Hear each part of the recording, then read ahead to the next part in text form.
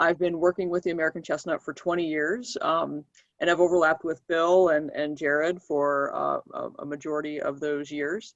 And so really quick, what does the American chestnut mean? I know, Bill, you're going to give a little talk. Jared, you're going to give a talk too. We're going to spend about 20 minutes just introducing you to the topic. What does the American chestnut mean? Why is it a cultural foundation? I grew up in southern West Virginia, where the American chestnut really played a huge cultural role and was very important to the people in that community. I lost my accent in a tragic move to New Jersey, if anyone's wondering. But it's really that Appalachian heritage and going back to a real rural foundation. And also in New York City, people would roast chestnuts. They would go up into the mountains of Connecticut and collect chestnuts. It was a real cultural fruiting tree that people kind of tied a lot of fall things in. You go to a pumpkin festival, you go to an apple festival. Well, there were chestnut festivals too, and there still are in many temperate areas of the world, like China and Italy. So we lost ours, and we're hoping to get it back. So Bill is the professor and director of the Council on Biotechnology and Forestry at SUNY ESF in Syracuse, New York. Jared is the director of science for the American Chestnut Foundation, which is based out of Asheville, North Carolina. Bill's going to go first, and then Jared. So I want to turn it over, Bill, to you. All right. Well, thank you. Let me put my screen on. Let me just get my. And while Bill's doing that, I just want to let you guys know, if you have questions, put it in the chat or use the Q&A monitor. I'll see if there's room to fit those in, but I think what we'll try and do is hold most of the questions until the end. And we definitely want to leave a lot of room and a lot of time for questions, but start typing them in the chat, start typing them in the Q&A, and we'll definitely get to them after we give these formal parts of the talk. Okay, well, thank you, Sarah. So I'm Dr. Bill Powell from SUNY ESF. I'll give you a little bit of background on the project. We actually started this project, at least the genetic engineering part of it, back in 1989, when some members from the American Chestnut Foundation, the New York chapter, approached Dr. Maynard and myself and asked us, could we use some of the more modern techniques, such as genetic engineering, to produce a blight-resistant tree? And we said, sure, we'll give it a try. And so they gave us our first grant to hire a graduate student in 1990, and that's basically where all this began. There was a significant year, 1997, where the New York State Senate actually established our American Chestnut Research and Restoration Program at SUNY ESF. But since that time, we've been interacting with the public, both back and forth, and we are now in 2020, where we are actually hitting into the federal regulatory process. And we're right now into what's called an open comment period, where people can actually chime in on what they think about our chestnut trees. And this is where we're going to hope that you can actually help us out. So let me give you some background on the chestnut. First of all, why is the chestnut important? It had many values. It had a great wood product. It was a very large tree, straight grain timber, very rot resistant. It also produced a nut crop. They could be roasted, eaten raw, could be ground to a flour, can be made into beer. The flowers of the chestnut also make a special honey that can be sold. It actually had some medicinal purposes. Back in the early days, people used to take the leaves and the bark and make teas to fight certain types of infections. And actually, people are doing research today on trying to duplicate that. And of course, it's part of our culture and history here in the Eastern United States. You can't go to a city without seeing a chestnut street, just like you'd see a maple street or a walnut street. And of course, we're getting into the time of year, getting close to the holiday season, and you're gonna start hearing this song, Chestnuts Roasting on the Open Fire. That song is about the American chestnut, as well as the songs like Sleigh Ride, where they talk about chestnuts going pop, pop, pop. You know, so it's really ingrained into our culture. The reason why we are really interested at our environmental college is that chestnut was also a keystone species. I like to say that it fed everything from bees to bears and everything in between. And it's not just the nuts. The nuts are very nutritious and formed a very stable mass crop, much better than the oaks that have replaced them. But also the leaves were very important to wildlife. So the American chestnut was a very common tree in the eastern forest. In the heart of the chestnut range, sometimes it would reach up to 1 out of every 4 trees. This is an example at the Shenandoah National Park in Virginia in 1912. You're seeing an actual chestnut forest. If you look at that white tinge on the top of the trees, that's the actual male flowers, the catkins. And they used to describe this as almost like snow in June when these things would bloom, because you see all this white tinge on the top. So I like this picture because it shows you how big the trees are. They were canopy trees and they were very abundant. And of course, we lost all that because of a chestnut blight, a fungus that was introduced into this country a little over a century ago. So what is the chestnut blight? Chestnut blight is a fungus that was carried over when people started importing Asian chestnut species. They didn't realize when they brought these trees over that they're not just bringing a tree, but they're bringing all the microbes on that tree. And it turns out there was a fungus called Cryphonectria parasitica that on the Asian species only caused minor damage or no damage at all. But when it came over here and jumped off the American chestnut, it would actually kill the trees. The way this fungus works is it will enter a wound in the tree, such as this little branch scar in the center here. It will colonize that wound. It'll start forming acids, the main one being oxalic acid, which then kills tissue ahead of the growth of the fungus. And the fungus basically releases enzymes that then degrade the cells and use it for nourishment. This canker eventually grows into a girdles a branch and basically cuts off all circulation, killing everything above. Of course, when the blight came through, it was devastating. People you see headlines like this: all chestnut trees are doomed. Chestnut faces destruction. So it was a very significant thing when this came in. So the blight came in the late 1800s. They don't know exactly when, but they know in 1904 is when it was first described, and within 50 years, killed around 4 billion American chestnut trees within its range. And again, this is one of the more common trees, some of the largest trees in the range. It not only killed chestnut trees, but it also killed related species, the Allegheny chinkapin and Ozark chinkapin. Not quite as devastating as with chestnut, but also a serious problem. Now, the chestnut blight not only lives on chestnut trees, but also can survive on oaks. And this is an important point because even if you got rid of all the chestnut trees, the blight would still be around. So the only way to restore the chestnut tree is to make a resistant tree, or one that can tolerate the fungus. Okay, so we still have chestnut trees today. They're not extinct. They're what we call functionally extinct, but they're surviving at the roots. And what happens is the blight will kill the tree down to the ground, but the microbes in the soil protect the roots, and the chestnut tree has the ability to resprout from the root collar. These can grow quite large in a single season, sometime up to like 7 feet. But this tree is caught in this, what we call a Sisyphus-like cycle. And you remember Sisyphus, basically rolling the rock up the hill, only to lose control and have to do it for eternity. That's basically what the chestnut tree is doing. It's growing for a while, it gets infected, gets killed down to the ground, resprouts, grows for a while, but it's not doing its normal job in the forest. And in fact, it's not even breeding because chestnut trees take 2 trees to actually make viable nuts, and they have to be within at least 1,000 feet or closer to cross-pollinate. This is a picture from Maine, looking at a large American chestnut tree. You can see it in there, right there. And if you look around, there are no other trees close by. So that tree, even though it has reached the canopy and is doing quite well, it is not reproducing. Okay, so we're going to be presenting to you the 3 Burr project, which is it's breeding, biocontrol, and biotechnology united for restoration. I'm going to present mainly the biotech part, and then Jared's going to be covering much of the other. So the great thing about biotechnology is we add genes directly to the tree, and what that means is that we don't lose any of the genes in the tree. It's still 100% of the original American chestnut tree. You're just adding a trait to it. Okay, this is great because we want to use a single gene or a single location in the genome. This simplifies breeding, as Jared will be talking about later.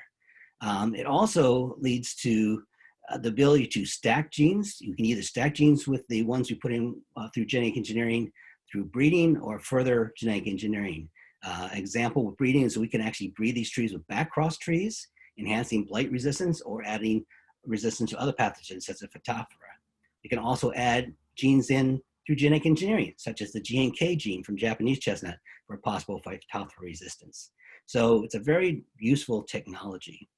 One thing that it also does that most people don't consider is that because the gene goes into one spot in the tree, and the trees are what's called in a hemizygous condition, you can breed these trees and half the nuts will be wild type nuts. So you can always regain the wild type tree from the transgenic trees, okay? So even when these trees are like 100 years old, such as this one here, you can still retain or regain the original tree. And remember, we still have every single gene that they originally had. Okay, so what genes would you put in? Well, we've looked at lots of different genes. The one that came out on top is a gene that encodes an enzyme called oxalate oxidase. It's a non-gluten, non-allergen protein found in many plants. In fact, here's a list of crop plants that you can find oxalate oxidase genes in. We only picked the wheat because it was the most studied, but you probably ate oxalate oxidase today for breakfast, if you look at that list. It's also found in many wild-type plants, as well as some fungi, mosses, and even a bacterium. So this is a gene that's out there in the environment. We're not adding anything new to the environment. The way the gene works is it takes that oxalic acid that the tree, or that the fungus uses to attack the tree, and then it degrades it into hydrogen peroxide and carbon dioxide, two harmless compounds. And so basically what we're doing is taking the weapon away from the fungus. This is not a pesticide because it does not kill the fungus, has no cytoactivity activity. And this is important because it puts less selective pressure on the fungus to overcome this particular gene. And also you got to think about all the different plants that have oxalate oxidase genes in them. There's a reason why they use this. It must not be overcome very easily, or else they would have been selected against a long time ago. So basically what we're trying to do here is have the fungus and now the tree coexist. So this is not a super tree. It still gets some damage from the fungus, but it's very similar to what you see with the Chinese chestnut. These are 1 centimeter stems inoculated with chestnut blight fungus. On your left is Chinese chestnut. On your right is American chestnut with the wild type sunken canker. And then in the middle is the oxalate oxidase expressing transgenic chestnut. So you can see it's more like the Chinese than it is the American in this case with blight resistance. Okay, so we have this tree. What do we do next? Well, we've been working with the federal regulators for over 5 years now, and there are many tests that they suggest that we do, and we have done those. Where we compare our transgenic tree to wild type. We've done many tests with mycorrhizae. These are the good fungi in the soil that connect to the roots of the tree, and see no difference between the transgenic and the wild type. We've done bee feeding studies. We've done nutritional studies on the nuts, things like fatty acids, vitamins and such. We've also looked at leaf litter decomposition, insect feeding, both aquatic and terrestrial. We even fed these things to wood frogs, tadpoles. And what we found, this is something interesting with this, is that we found that they actually develop better on chestnut trees than some of the other trees that you'd find in the forest, such as sugar maple, American beech, or the hybrid chestnut, Chinese chestnut. And there's no difference between the GE, the genetically engineered, and the American. So that was kind of interesting. So because we make these trees through genetic engineering, we end up with a clonal line of trees. So we have to outcross them to wild type trees. And Jared's going to go into this a bit more, but basically we have a plan going on right now that we can outcross these trees. We can follow the transgene with a simple leaf assay that will, or even with a nut assay to tell us which ones have the gene and which ones do not. And you get different complements from each outcrossing. The first few generations are going to be for horticultural uses, but we're going to go to more generations for the actual restoration trees. Okay, so we're going to be a big pollen supplier. So right this minute, we're under USDA review. They are interested in safety for agriculture and the environment. They look at plant pest risk and potential weediness. And they are actually the ones who write the environmental impact statement for the EPA to review. Right now, we're in the open comment period, and we need you to have, we want you to help us out here. So the goal is to get non-regulated status. We don't only go through the USDA, we also go FDA, EPA, and the Canadian CFIA. So this is where we need your help right now. Here are some websites you can go to that describe how you can leave comments at the USDA and We only have until October 19th, so we need to get those comments in to help us move through the process. So I'm going to stop there and turn it over to Jared with this final quote from Robin Kimmerer at ESF. She said, we humans are more than consumers. We have gifts of our own to give to the earth. And that's the way I view this chestnut project. We're kind of giving back because it's humans that brought over this blight and wiped out the tree. I think we need to fix that problem. And I'll turn it over to Jared next. Let me see how I can get out of this. Okay. So I'm out. Jared, are you ready?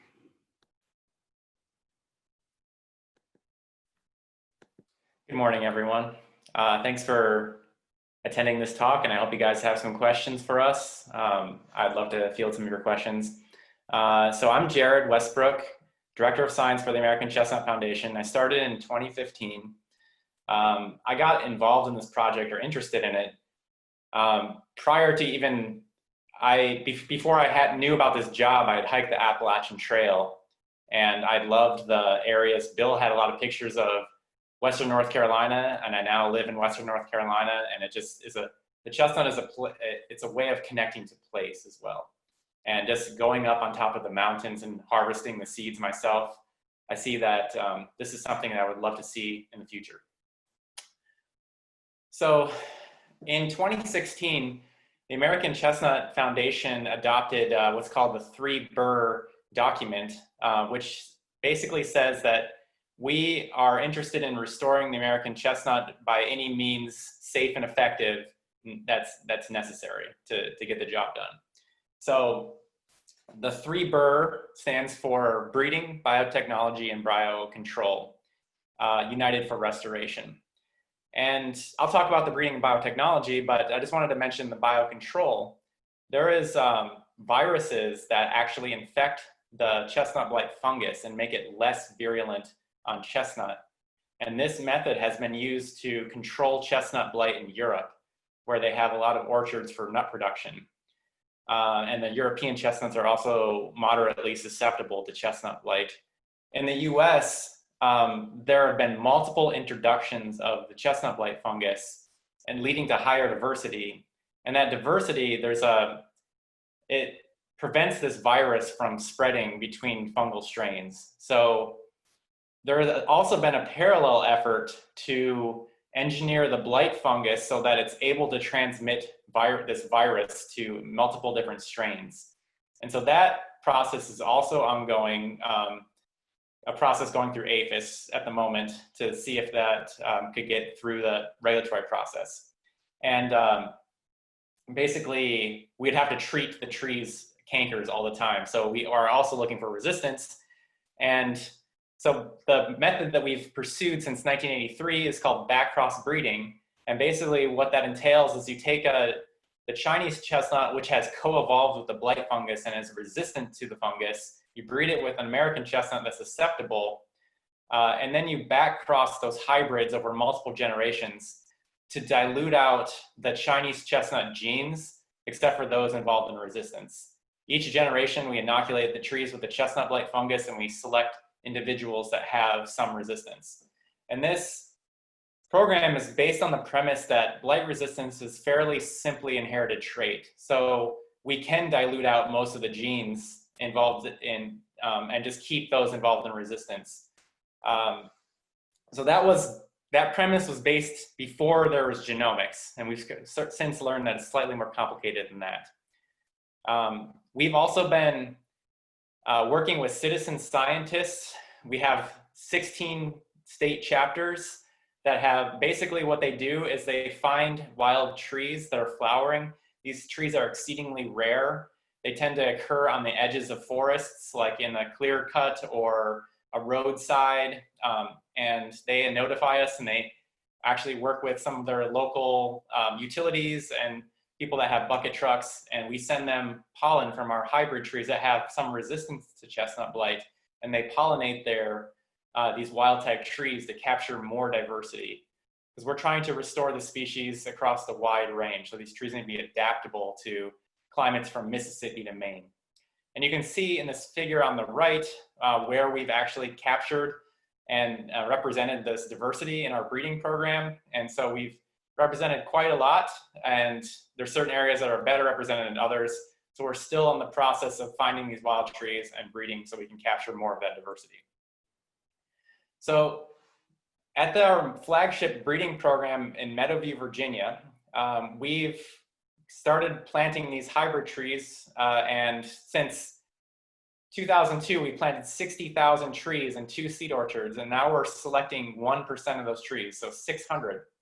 And of those 1%, we have trees that actually have a spectrum of blight resistance and a spectrum of American chestnut inheritance, basically from 100% American chestnut trees to 50-50 hybrids, all in the same orchard.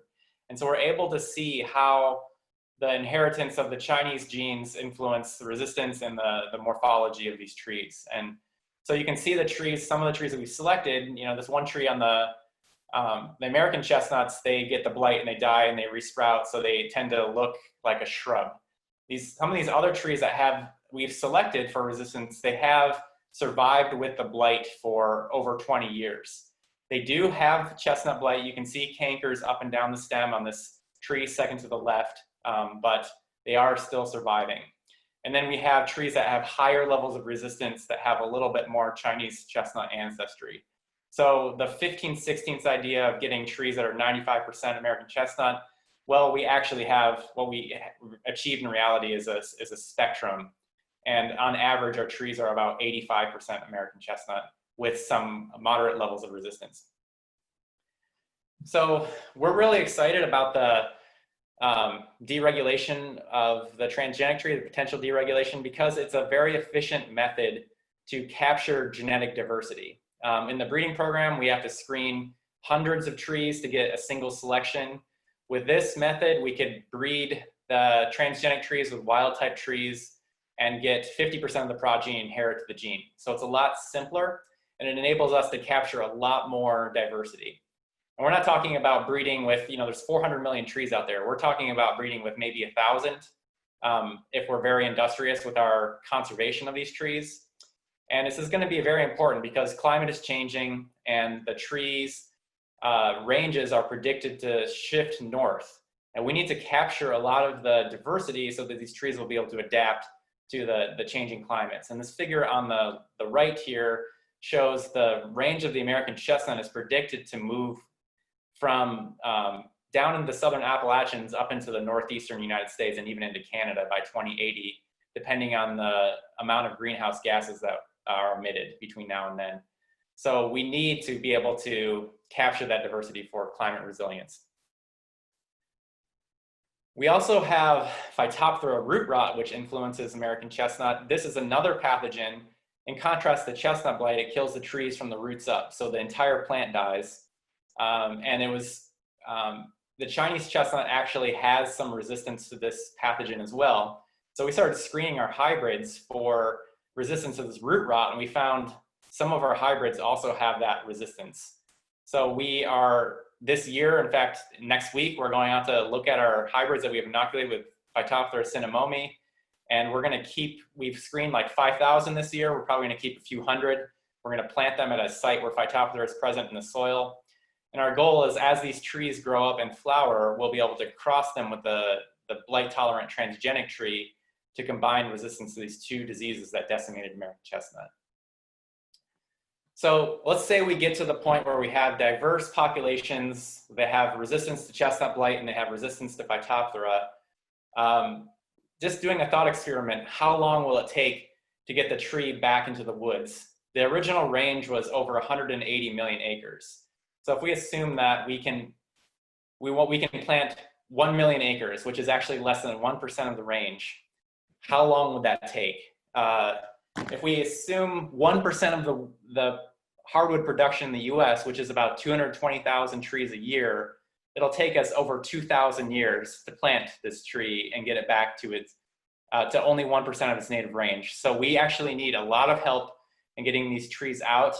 And it's gonna take actually a lot of forest management, like clearing away some of the competition, reintroducing disturbance into the woods, and doing a lot of planting over a long time to be able to get these trees back on the wood. So it's very unlikely that the transgenic tree, once released, will become a weed. We actually have a huge task ahead of us. So how will the chestnut influence wildlife? Well, chestnut had a much more stable production of seeds than oaks do. Oaks tend to have a periodic mast. Chestnuts tend to flower and produce seeds every year. So this affects the small mammal population the most, where they depend on this stable mast.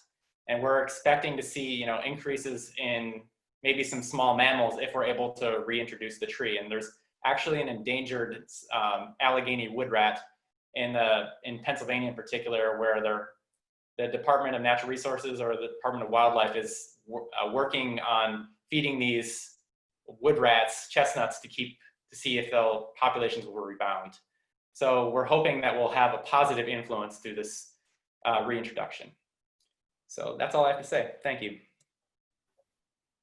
Thanks so much, Bill and Jared. And I think that really sets a nice foundation for the chestnut, the problem, what happened to it, what we're trying to do to bring it back, and the public comment period. So you guys gave a couple links. I've also put a link there in the chat box. So if you guys check that out, acf.org, and then some other stuff, you can click on that and be taken directly to a lot of background information on how to make a comment for the public comment period. I don't have any questions yet from folks, so if you guys do have any questions, please use the chat or the Q&A. Oh, there we go. Todd Kukin. Oh, and a good one. With all the controversy around GMOs, and since we'll be one of the first transgenic trees released broadly, why not just continue to go through the regulatory process? It seems that trying to get these trees deregulated would just add to mistrust. Seems to me that if you want to build trust in long-term for this type of genetic intervention, you would want to review, you would want as much review and regulatory oversight as you can. So you want me to cover that? Yeah, go for it, Bill. Okay. So we are going through the regulatory review, and that's what this whole process is. Even though we want non-regulated status, there's certain experiments we can't even do until we get that applied. Such as, right now we have to actually cut our trees down before they get very big because we can't remove all the flowers and stuff.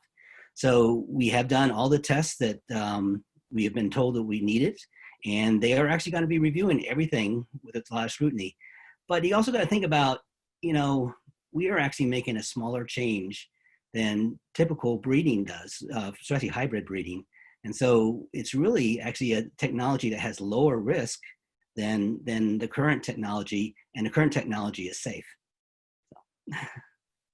Yeah, and just to add to, just not just that you have to cut down the trees before they're too large, it's that you can only plant a certain amount of acreage. And so to do really long-term landscape scale studies to look at safety, is that correct? That is correct, right. Yeah, we're limited on what we can do. Yeah, and it's all okay. because of this regulatory. Yeah. Right. And so Todd and everybody else, I highly, so the petition is what, 250-ish pages long? Around 280 pages plus over 1,000 references if you want to go through them. Plus, but it's really fascinating. So I've been involved in this program not as long as Bill, but for 20 plus years, and there's still so much information in there and really fascinating to read about it. So I highly recommend checking out that petition, even if you read kind of pick and choose areas. It's a really cool document that puts a lot of things in 280 pages and a lot of figures and stuff that you can look at. So thanks for that question, Todd. So one question that we get a lot, and Jared, I'm going to put this over to you. When the American Chestnut Foundation first started its work, a lot of the trees, or the goal was to create what was called a 15/16 chestnut. I wonder if you can talk a little bit more about what that term means, and also touch on, why even deal with the a potential controversy with transgenic chestnut? Why just focus on breeding when you don't have to go through these regulatory loopholes and things? Okay, so first 15/16. So as you cross a Chinese tree with an American tree, you get the 50/50 hybrid, right? Well, when you cross again, you have the amount of Chinese genome, and you double the amount of, or you increase concomitantly the amount of American genome. So first backcross, you're 75%. So you go down to the third generation, we're expecting, 94% if you keep having the amount of American chestnut, okay, or the amount of Chinese chestnut. Now, why do we want to have why would it be advantageous to have this biotech approach? And Bill kind of covered it. It's that we can basically retain all of the American chestnut characteristics except for, and also have blight resistance. With the hybrid breeding program, we always get into these kind of existential questions of how much resistance do we need? We're not getting to full Chinese levels of resistance. We're getting to partial resistance. And then if we want more resistance, do we need to increase the amount of Chinese genome? And then what consequences does that have? So will we be bringing in will these trees start to function like American chestnut? And what is the threshold for bringing in these additional genes from Chinese chestnut so these trees function like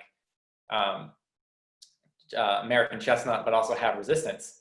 Now, one of the advantages of breeding is that we know that the resistance is more complex in Chinese chestnut. We know that there are multiple mechanisms that occur over multiple time scales in the tree.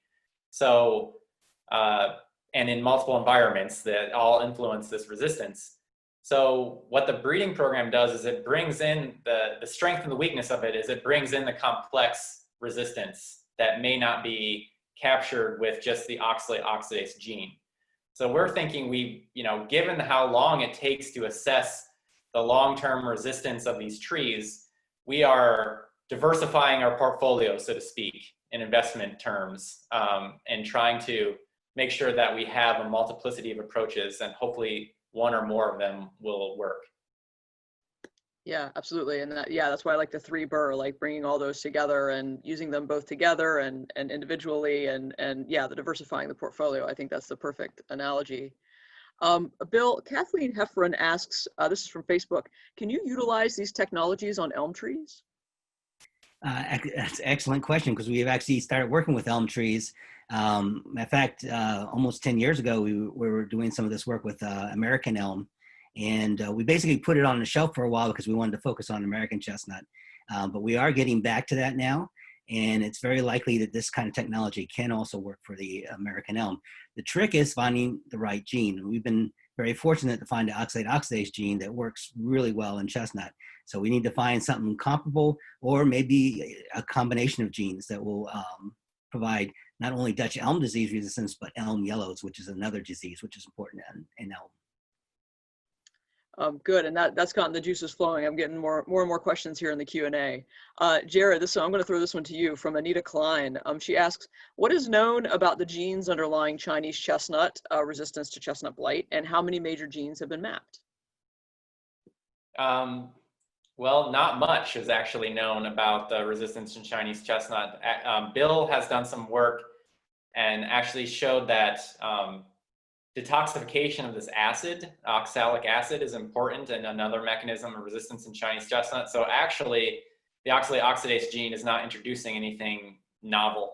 But another important component to the resistance is the tree forms a lignified barrier. So like a thick, hard to decay barrier in the bark surrounding the infection that keeps the fungus at bay for a long period of time. So that barrier forms more rapidly in Chinese chestnut than American chestnut and forms a thicker barrier. So now in terms of how many genes are mapped, I'm working on that now. And what I've found is that there are no necessarily major genes for resistance, and they map to all 12 of chestnut chromosomes. So I don't know exactly how many are involved, but it does seem to be a complex resistance, but it doesn't seem to be all the genes in the genome. So not all 30,000 genes in the chestnut genome influence blight resistance. It seems to be more like tens to hundreds potentially that influence resistance.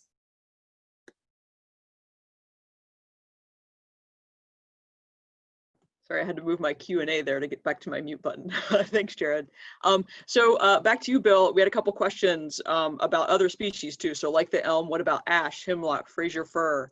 And then Raymond Eckert asks, or he thinks that he's heard that a BT gene for EAB might be being researched. What about these other species and other invasive pests that are affecting our native species? Yeah, so every tree should be considered individually, and because, for example, you might find some trees that are naturally resistant still in the wild, and you can breed those. I mean, no use of doing genetic engineering if you can find some of those. Well, if you can't find some of those, then genetic engineering is a very good option.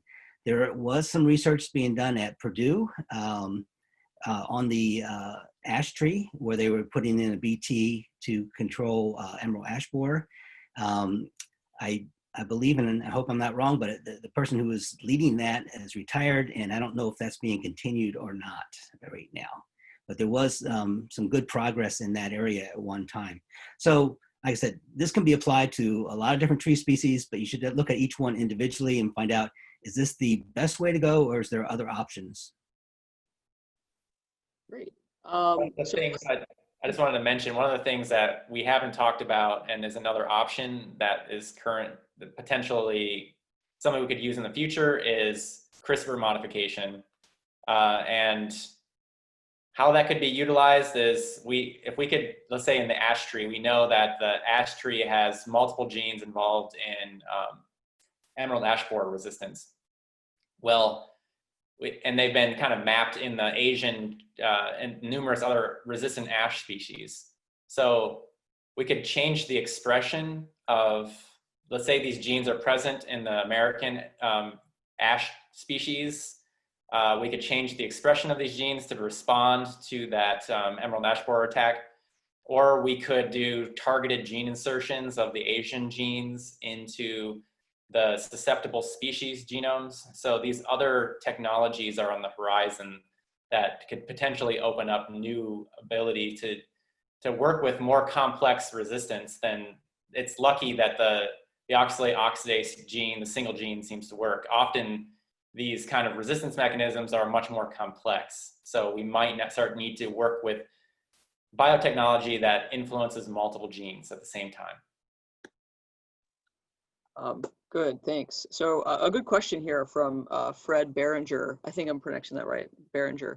Are there any concerns that Cryphonectria will evolve to produce more oxalic acid to overcome the oxo defense, or is there a limit to the level of oxalic acid so that it can be effectively oxidized? Bill, you want to start that one? Yeah, that's actually a good question, and we've considered that. Oxalic acid is toxic even to the fungus. Okay, so you get at a high enough concentration, the fungus will die too. So the fungus actually has an interesting enzyme in its genome called oxalate decarboxylase, which is another enzyme that breaks down oxalic acid. And we haven't made this link yet through experiments, but it's likely that this particular enzyme helps protect the fungus from its own production of oxalic acid. So is there a chance they can make more oxalic acid?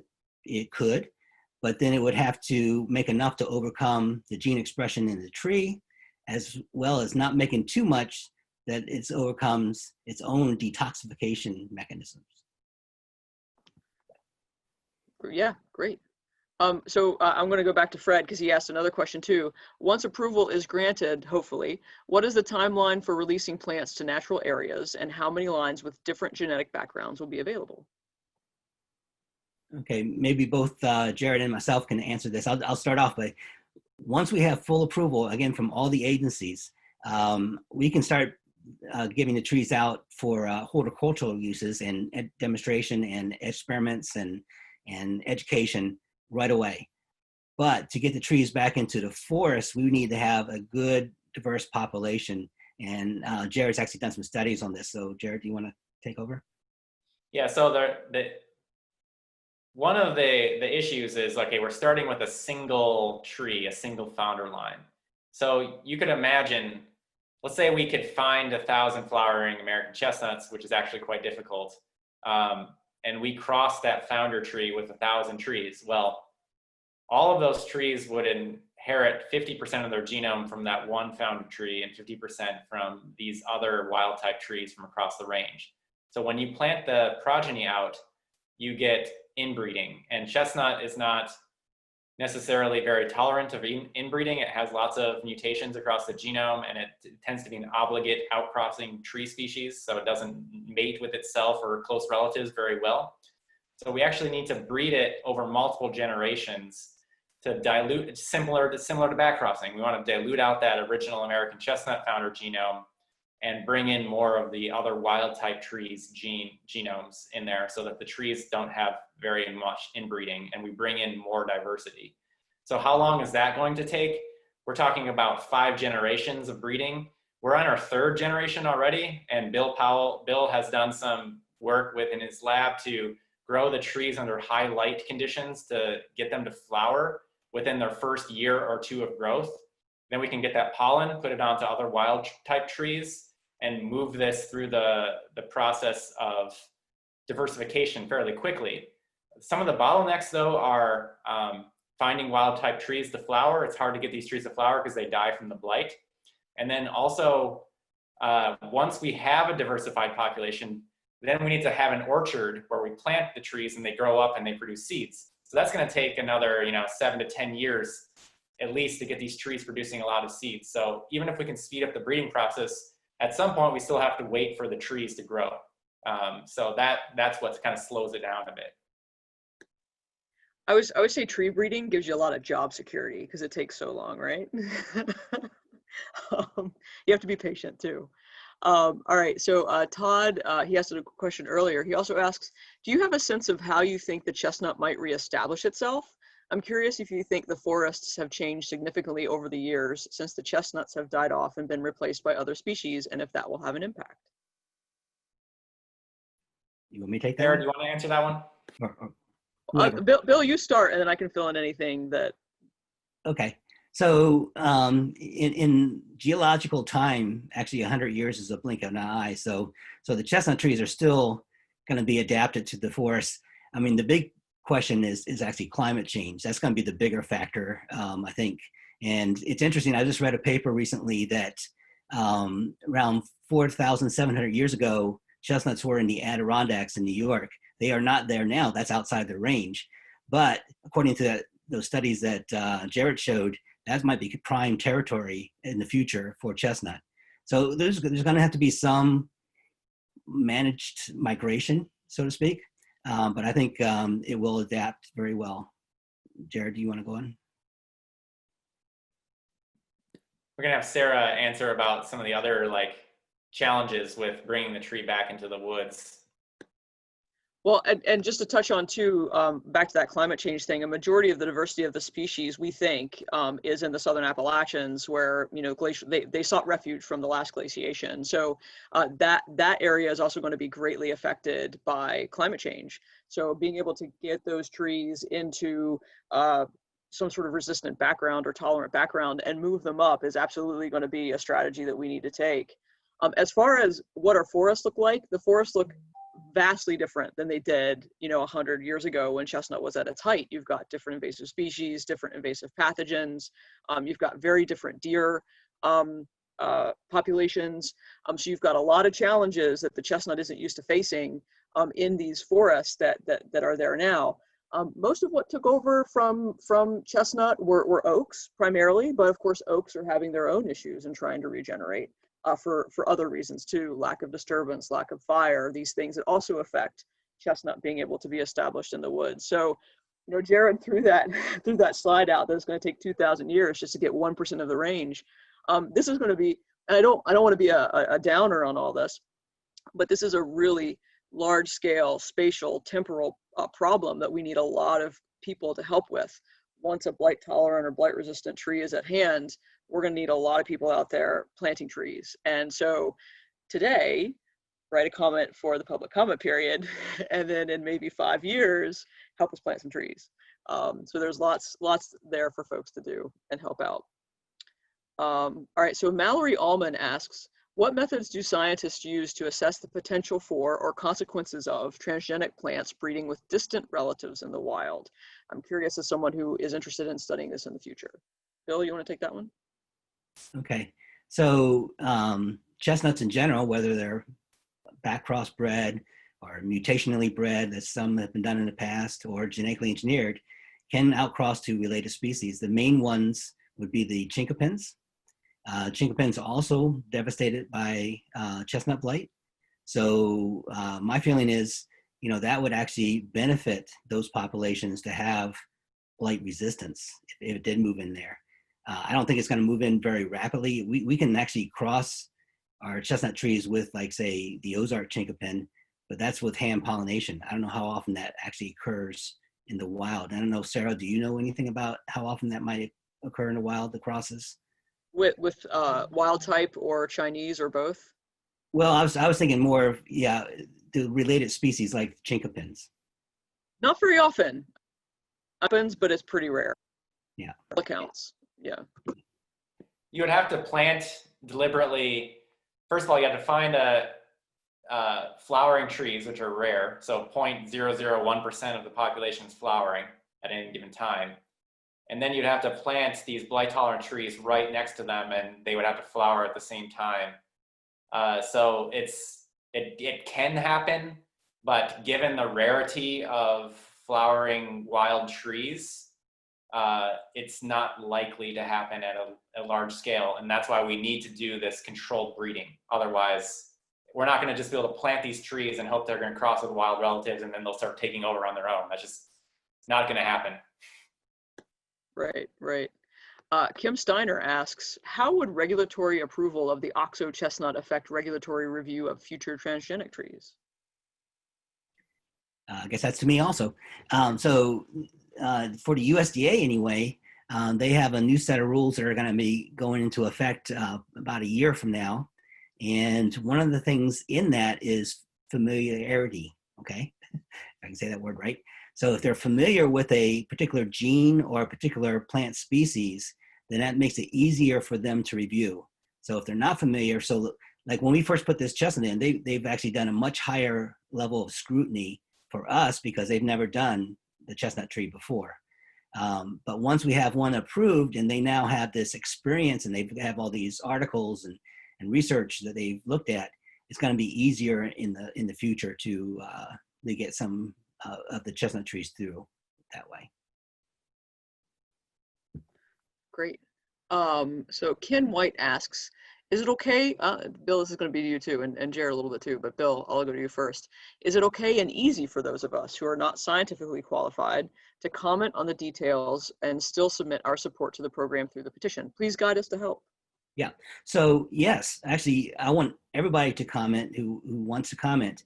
If you have a science background, whether it's in biotechnology or ecology, use your background and put in your comment that way.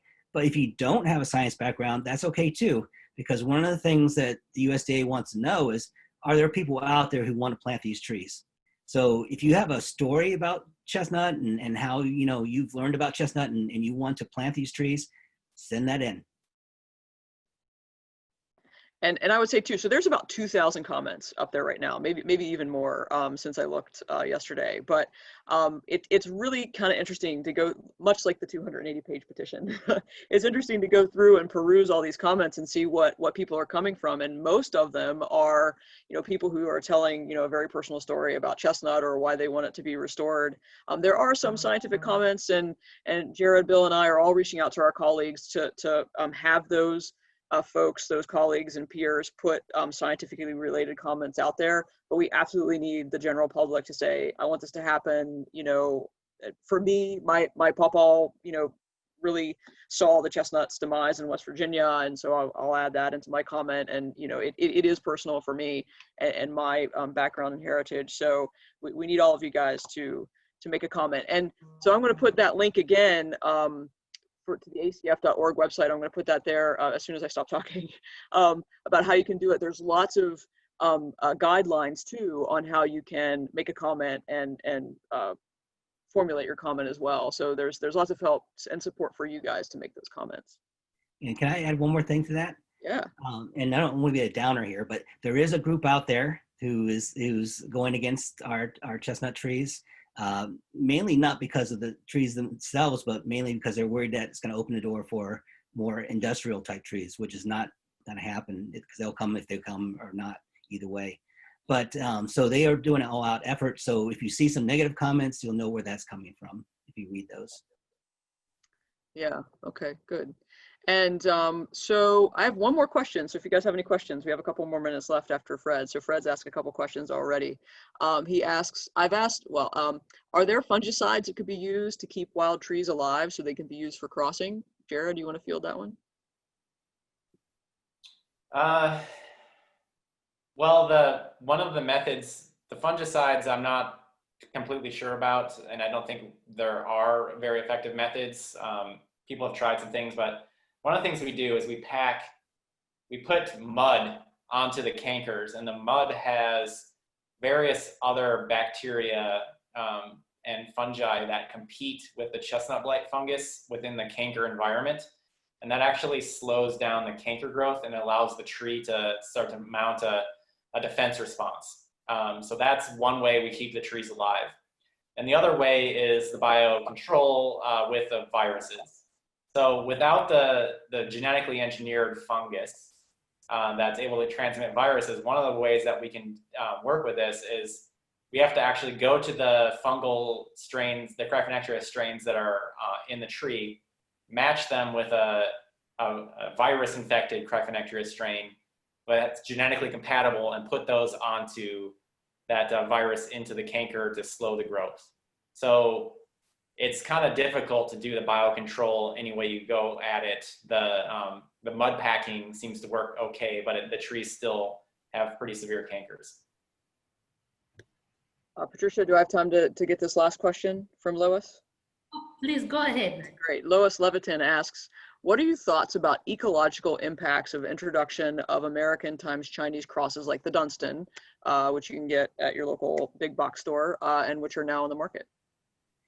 I'll answer that.